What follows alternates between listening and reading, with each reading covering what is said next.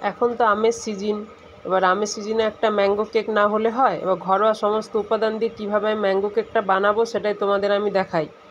চলো ওটাই আজকে তোমাদের সাথে আমি শেয়ার করে দেখেই বুঝতে পারছো খুব নরম, খুব সুন্দর তৈরি হয়েছে। তো কীভাবে বানাবো ওই জন্য কী করতে হলো, প্রথমে আমি 2 কাপ সুজি নিলাম, বড় কাপের 2 কাপ সুজি নিয়ে সেটা মিক্সিতে ভালো করে ঘুরিয়ে নিয়েছি। এবার ওই কাপেরই আন্দাজে 1 কাপ চিনি মিক্সিতে গুঁড়ো করে নিয়েছি, দিয়ে ভালো করে এটাকে এর মধ্যে মিশিয়ে নিতে হবে।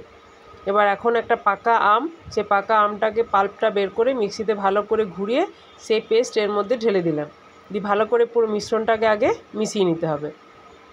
আমি যেভাবে মেশাচ্ছি দেখুন, এইভাবে আস্তে আস্তে এটাকে ভালো করে মিশিয়ে নিতে হবে। আমের সিজনে একদিনও ম্যাঙ্গো কেক না হলে কি ভালো লাগে, বাচ্চারা খুব পছন্দ করে, তার জন্য চটজলদি এটা বানিয়ে নিলাম। দেখো পুরো মেশানো হয়ে গেছে। এবার এর মধ্যে আমি কিছুক্ষণ এটাকে রেস্টে 10 মিনিটের মতো রেখে দেব। রাখার পরে কিছুটা সাদা তেল, হাফ কাপের মতো সাদা তেল আমি এর মধ্যে দিয়ে দিলাম, দিয়ে ভালো করে এটাকে আবার মিশিয়ে নেব।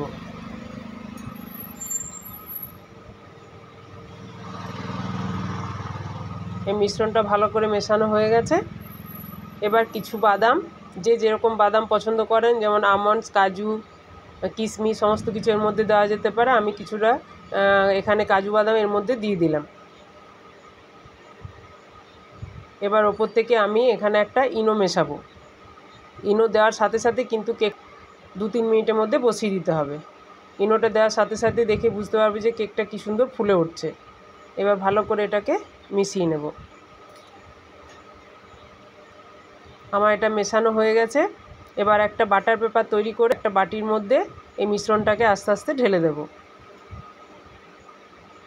ঢেলে দেওয়ার পরে বাটিটাকে একটু ট্যাপ করে নেবো যাতে কোনো জায়গা ফাঁকা না থাকে, ভালো করে মিশ্রণটা বসে যায়। দিয়ে নিজের পছন্দ মতো বাদাম, কিশমিশ দিয়ে ভালো করে এটাকে সাজিয়ে নেব। এভাবে একদিন বাড়িতে বানিয়ে দেখবেন, বাচ্চা থেকে সবারই খুব ভালো লাগবে। আর যদি আমার রান্নাগুলো আপনাদের ভালো লেগে থাকে, অবশ্যই আমার চ্যানেলটিকে সাবস্ক্রাইব করা না থাকলে সাবস্ক্রাইব করে আমার পাশে থাকবেন।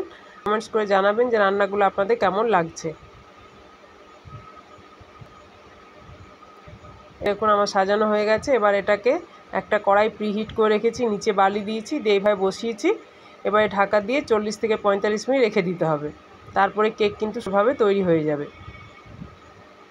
গ্যাসের ফ্লেমটা প্রথমে একটু জোরে দিই, তারপর এটা আস্তে করে সিমে করে দেবো। সিমেতে 40 মিনিট রাখার পর দেখুন কি সুন্দর কালার এসছে, দেখতেও যত সুন্দর খেতেও তত সুন্দর হয়েছে। যদি ভালো লেগে থাকে আমার চ্যানেলটিকে সাবস্ক্রাইব করে আমার পাশে থাকবেন। সবাই ভালো থাকবেন।